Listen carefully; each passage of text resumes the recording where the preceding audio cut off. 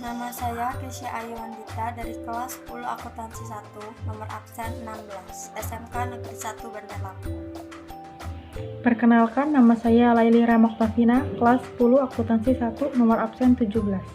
Perkenalkan, nama saya Muhammad Kamil Saputra dari kelas 10 Akuntansi 1. Assalamualaikum warahmatullahi wabarakatuh. Perkenalkan, nama saya Makfira Natasha, kelas 10 Akuntansi 1. Dalam pembukaan ini pertama-tama kita harus membaca lafaz basmalah. Bismillahirrahmanirrahim. Assalamualaikum warahmatullahi wabarakatuh. Puji syukur senantiasa saya panjatkan atas kehadirat Allah Subhanahu wa Ta'ala yang telah memberikan kekuatan serta rahmatnya kepada kita semua.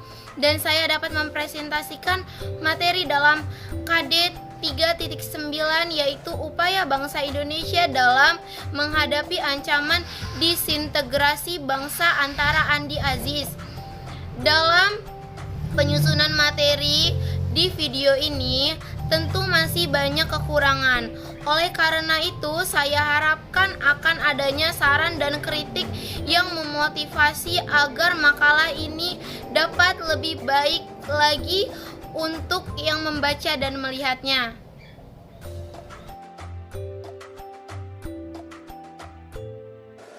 Upaya bangsa Indonesia terhadap ancaman integrasi bangsa. A. Pemberontakan APRA.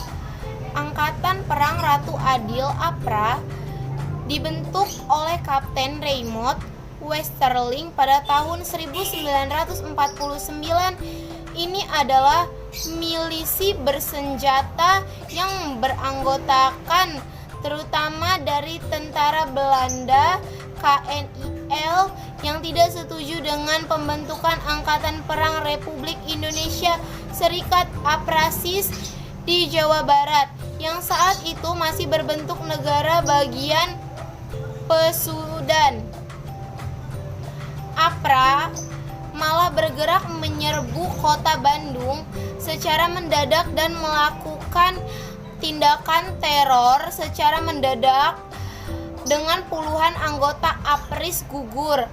Diketahui pula kemudian kalau APRA bermaksud menyerang Jakarta dan ingin membunuh antara lain Menteri Pertahanan Sultan Hamengkubuwono IX dan Kepala APRIS Kolonel TB Simatupang. B. Peristiwa Andi Aziz. Seperti halnya pemberontakan APRA di Bandung, peristiwa Andi Aziz berasal dari tuntutan Kapten Andi Aziz dan pasukannya yang berasal dari KNIL, pasukan Belanda di Indonesia, terhadap pemerintah Indonesia agar Indonesia dijadikan pasukan APRIS di Negara Indonesia Timur (NIT). Ketika pada akhirnya tentara Indonesia benar-benar didatangkan ke Sulawesi Selatan dengan tujuan memelihara keamanan, hal ini menyulut keamanan, ketidakpuasan di kalangan pasukan Andi Aziz. Ada kekhawatiran dari kalangan tentara KNIL bahwa mereka akan diperlakukan secara diskriminatif oleh pimpinan APRIS atau TNI. Pasukan KNIL di bawah pimpinan Andi Aziz ini kemudian bereaksi dengan menduduki beberapa tempat penting, bahkan menawan Panglima Teritorium Wilayah Indonesia Timur. Pemerintah pun bertindak tegas dengan mengirimkan pasukan di bawah pimpinan Kolonel Alex Kaliwarang. April 1950, pemerintah memerintahkan Andi Aziz agar melapor ke Jakarta akibat peristiwa. April 1950, pemerintah memerintahkan Andi Aziz agar melapor ke Jakarta akibat peristiwa tersebut dan menarik pasukannya dari tempat-tempat yang telah diduduki, menyerahkan senjata serta membebaskan tawanan yang telah mereka tangkap. Tenggat waktu melapor adalah 2 kali 24 jam. Namun, Andi Aziz ternyata terlambat melapor, sementara pasukannya telah berontak. Andi Aziz pun segera ditangkap di Jakarta setibanya ia ke sana dari Makassar. Ia juga kemudian mengakui bahwa aksi yang dilakukannya berawal dari rasa tidak puas terhadap Apries.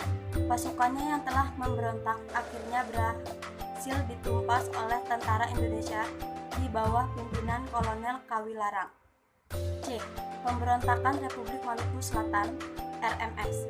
Pemberontakan RMS dilakukan dengan tujuan memisahkan diri dari Republik Indonesia dan menggantikannya dengan negara sendiri. Diproklamasikan oleh mantan Jaksa Agung Negara Indonesia Timur Dr. CHRS Sumokil pada April 1950. RMS didukung oleh mantan pasukan KNII. Upaya penyelesaian secara damai awalnya dilakukan oleh pemerintah Indonesia yang mengutus Dr. Leimena untuk berunding. Namun upaya ini mengalami kegagalan. Pemerintah pun langsung mengambil tindak tegas dengan melakukan operasi militer di bawah pimpinan Kolonel Kawilarang. Kelebihan pasukan KNIL RMS adalah mereka memiliki kualifikasi sebagai pasukan komando. Konsentrasi kekuatan mereka berada di Pulau Ambon dengan medan perbentengan alam yang kokoh. Bekas benteng pertahanan Jepang juga dimanfaatkan oleh pasukan RMS. Oleh karena medan yang berat ini, selama peristiwa perebutan Pulau Ambon oleh TNI, terjadi pertempuran frontal dan dahsyat dengan saling bertahan dan menyerang. Meski kota Ambon sebagai ibu kota RMS berhasil direbut dan pemberontakan ini akhirnya ditumpas, namun TNI kehilangan Komandan Letnan Kolonel Slamet Riyadi dan Letnan Kolonel Sudiarto yang gugur tertembak. Sumokil sendiri awalnya berhasil melarikan diri ke Pulau Seram, namun ia akhirnya ditangkap tahun 1963 dan dijatuhi hukuman mati. 3. Konflik dan pergolakan yang berkait dengan sistem pemerintahan. Pemberontakan PRRI dan Pemersta. Muncul pemberontakan PRRI dan Pemersta bermula dari adanya persoalan di dalam tubuh Angkatan Darat berupa kekecewaan atas minimnya kesejahteraan tentara di Sumatera dan di Sulawesi. Hal ini mendorong beberapa tokoh militer untuk menentang Kepala Staf Angkatan Darat atau KSAD. Persoalan kemudian ternyata malah meluas pada tuntutan otonomi daerah. Adanya ketidakadilan yang dirasakan ke beberapa tokoh militer dan sipil di daerah terhadap pemerintah pusat yang dianggap tidak adil dalam lokasi dana pembangunan. Kekecewaan tersebut diwujudkan dengan pembentukan dewan-dewan daerah sebagai alat perjuangan. Tuntutan pada Desember 1956 dan Februari 1957 seperti A. Dewan Banteng di Sumatera Barat yang dipimpin oleh Letkol Ahmad Husin. B. Dewan Gajah di Sumatera Utara yang dipimpin oleh Kolonel Mauludin Simbalon. C. Dewan Gerda di Sumatera Selatan yang dipimpin oleh Letkol Berlian. D. Dewan Manguni di Sulawesi Utara yang dipimpin oleh Kolonel Vertig Sumual. Dewan-dewan ini bahkan kemudian mengambil alih kekuasaan pemerintah daerah di wilayahnya masing-masing. Beberapa tokoh sipil dari pusat pun mendukung mereka bahkan bergabung ke dalamnya, seperti Syafruddin Prawinegara, Burhanuddin Harahap, dan Muhammad Nasir. KSAD, Abdul Haris Nasirian, dan PM Juanda sebenarnya berusaha mengatasi krisis ini dengan jalan musyawarah namun gagal. Ahmad Husin lalu mengultimatum pemerintah pusat menuntut agar kabinet Juanda mengundurkan diri dan menyerahkan mandatnya kepada presiden. Tuntutan tersebut jelas ditolak pemerintah pusat. Krisis pun akhirnya memuncak ketika pada tanggal 15 Februari 1958 Ahmad Husin memproklamasikan berdirinya Pemerintahan Revolusioner Republik Indonesia PRRI di Padang, Sumatera Barat. Seluruh Dewan Perjuangan di Sumatera dianggap mengikuti pemerintahan ini. Sebagai Perdana Menteri, PPRI ditunjuk Mr. Syarifuddin Prawinegara. Bagi Syarifuddin, pembentukan PRRI hanyalah sebuah upaya untuk menyelamatkan negara Indonesia dan bukan memisahkan diri. Apalagi PKI saat itu memiliki pengaruh di pusat. Tokoh-tokoh sipil yang ikut dalam PRRI sebagian memang berasal dari Partai Masyumi yang dikenal anti PKI. Berita proklamasi PPRI ternyata disambut dengan antusias pula oleh para tokoh masyarakat Manado, Sulawesi Utara. Kegagalan musyawarah dengan pemerintah menjadikan mereka mendukung PRRI mendeklarasikan Permesta sekaligus memutuskan hubungan dengan pemerintah pusat atau Kabinet Juanda. Pemerintah pusat tanpa ragu-ragu langsung bertindak tegas. Operasi militer dilakukan untuk menindak pemberontak yang diam-diam ternyata didukung Amerika Serikat. AS berkepentingan dengan pemberontakan ini karena kekhawatiran mereka terhadap pemerintah pusat Indonesia yang bisa saja semakin dipengaruhi komunis. Pada tahun itu juga pemberontakan PRRI dan Permesta berhasil dipadamkan. Sebuah upaya untuk menyelamatkan negara Indonesia dan bukan memisahkan diri. Apalagi PKI saat itu mulai memiliki pengaruh di pusat.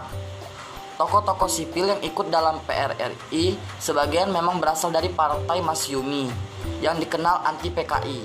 Berita proklamasi PRRI ternyata disambut dengan antusias pula oleh para tokoh masyarakat Manado, Sulawesi Utara. Kegagalan musyawarah dengan pemerintah menjadikan mereka mendukung PRRI, mendeklarasikan Permesta sekaligus memutuskan hubungan dengan pemerintah pusat atau Kabinet Juanda.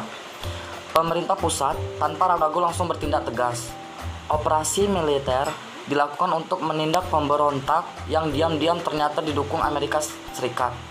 AS berkepentingan dengan pemberontakan ini karena kekhawatiran mereka terhadap pemerintah pusat Indonesia yang bisa saja semakin dipengaruhi komunis. Pada tahun itu juga pemberontakan PRRI dan Permesta berhasil dipadamkan.